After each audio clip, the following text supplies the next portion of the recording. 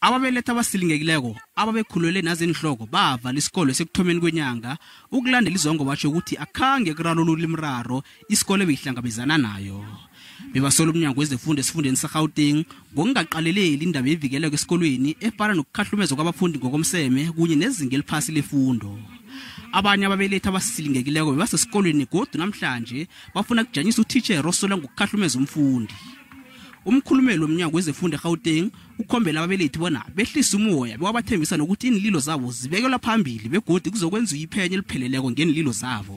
We've committed, we'll investigate all concerns, and the follow-up meeting which has been set for the 27th of September with some of the parents will continue to go back and check on what is it that was committed on and whether is there any progress. And moving forward, we should then be working together and make sure that we improve, the school and everything that parents they would have put on the table. Abafundi bahleze ekhaya iimveke ezintathu ngonobangela omtjhagalolo.